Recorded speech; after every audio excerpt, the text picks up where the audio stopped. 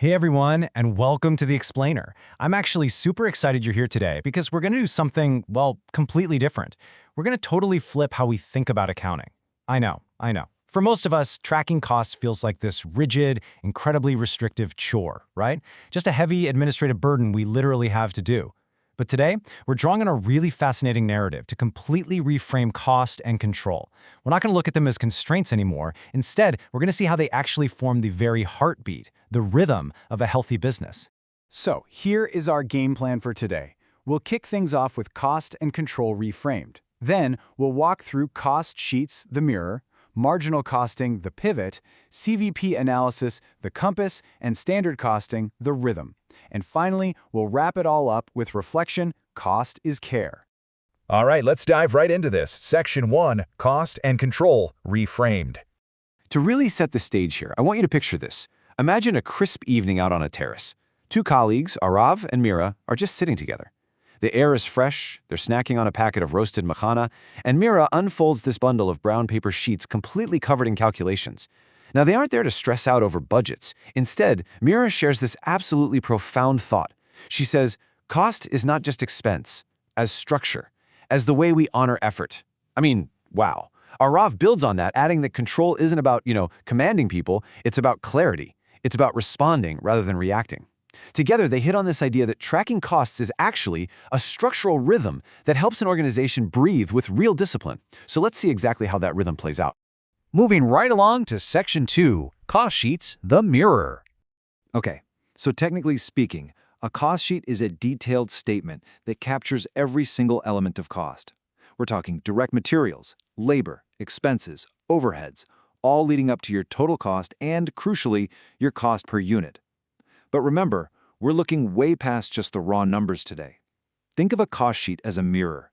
It reflects the absolute reality of a business. Mira shares this beautiful example of a small soap-making unit down in Madurai. The owner there, he didn't use any fancy software. He hand-drew his cost sheets to track every single gram of oil, every minute of labor, and every rupee spent on packaging. It was precise, sure, but more importantly, it allowed him to price his handmade products with true dignity. It literally laid the foundation for his business's worth. Let's look at a couple more real-world examples to really show how dynamic this mirror can be. Arav tells this story about a food processing unit that made pickles, jams, and spice mixes. Well, one summer, the price of raw mangoes completely spiked. Because they had detailed cost sheets, their mirror immediately showed them that the pickle line just wasn't viable anymore. They didn't panic or blindly cut corners. The cost sheet gave them the clarity to hit pause on pickles and pivot right over to tomato-based products. Smart, right? Then, there's a tailoring cooperative in Chennai. Get this, they actually used their cost sheets to train new members. Every single sheet told a story of the fabric used and the hours stitched. It took this dry act of accounting and turned it into an apprenticeship, making the whole learning process completely visible. Okay, let's pivot, pun intended, to Section 3, Marginal Costing, the pivot. So the absolutely crucial thing to understand here is what marginal costing actually isolates. Marginal costing considers only variable costs when you're trying to make decisions under constraints. It treats your fixed costs, like the rent you have to pay no matter what, as period costs. Why is this so powerful? Because when your back is against the wall, it helps you make really swift decisions about your product mix and pricing. It empowers you to pivot strategically instead of just freezing up because you're terrified of total costs. Let me share a couple of quick stories to capture how this actually works. Mira talks about a local bakery that got this massive bulk order for 500 cupcakes, but the buyer wanted a pretty steep discount. Now, by using marginal costing, the owner realized that this discounted price would still cover all her variable costs, the flour, the sugar, the labor for that specific batch, and it would even contribute a tiny bit toward her fixed costs. Did she make a windfall profit? No, but she took the order. Why? Because she kept the ovens warm. Arav gives a really similar example of a printing press that had a bunch of idle capacity during exam season. A local school needed last-minute question papers at a discount. Marginal costing showed them the variable cost per unit was low enough to justify doing it. They weren't just chasing profit, they were chasing relevance in their community. And this brilliantly illustrates how the concept applies to entirely different industries too. There was a local theater group that always printed physical flyers for their shows. When they thought about switching to digital promotion, they didn't just guess. They used marginal costing to compare the variable costs of printing actual physical paper versus running online ads. And the analysis definitively proved digital was not only cheaper, but way more flexible. It wasn't just a basic cost-cutting move, it fundamentally changed the whole rhythm of how they operated and connected with their audience. All right, stepping right into Section 4, CVP analysis, the compass. Cost volume profit, or CVP analysis. This studies the relationship between changes in cost, changes in volume, and how they ultimately impact your profit. The main goal here is to figure out your break-even point and your margin of safety.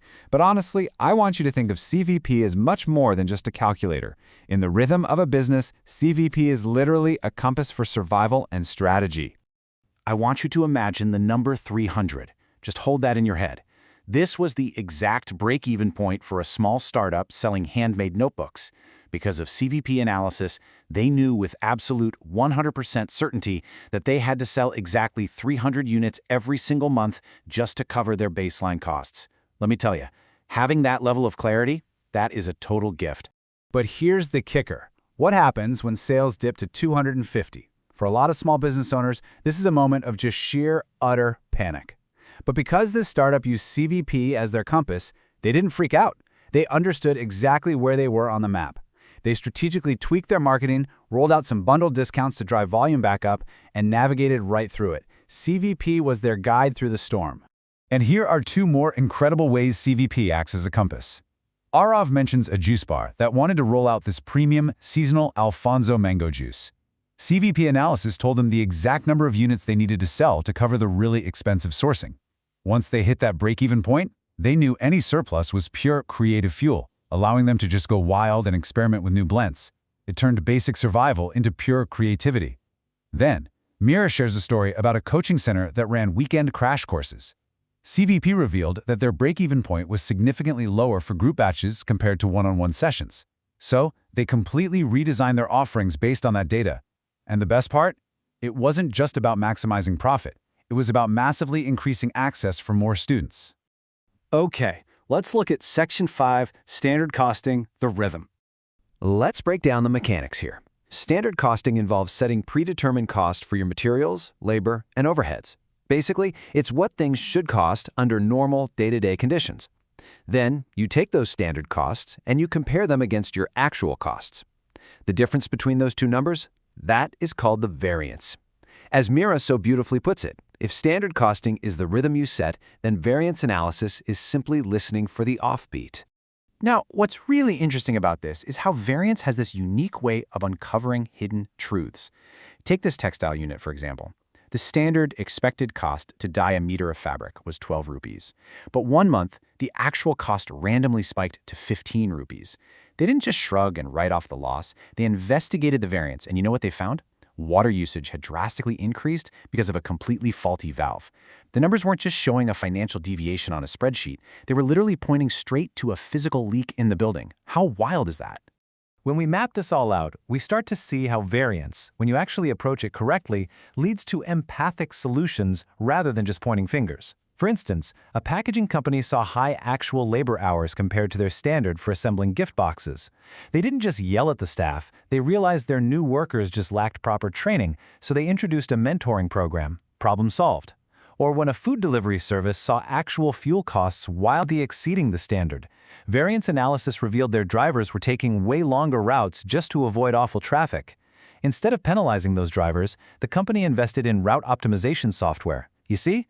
The variance wasn't a failure to be punished, it was this vital feedback loop balancing total precision with deep, deep empathy. Which brings us to our final part, Section 6, Reflection, Cost is Care. So, back under the night sky on that terrace, Arav and Mira wrote down 4 reflective questions in their notebook. Questions we should all ponder. What costs do I track with care? What rhythms do I set and revise? How do I respond to variance? Do I immediately look for someone to blame, or do I look for the leak? And finally, what helps me balance precision and empathy? These are the kinds of questions that elevate accounting from a boring chore right up into a discipline of genuine awareness. And I want to end on this profoundly beautiful thought from Mira. She says, cost is not just calculation, it's care. When we use tools like cost sheets, marginal costing, CVP analysis, and standard costing, we aren't just blindly crunching numbers. We're actively listening to our business. We're honoring the hard effort of our teams. We're ensuring our own survival so that we can foster creativity and accessibility in the world. So I'm going to leave you with this. If you stop treating your ledger like a chore today, what entirely new rhythm could you unlock for your business tomorrow? Thanks so much for learning with me today, and I'll catch you next time.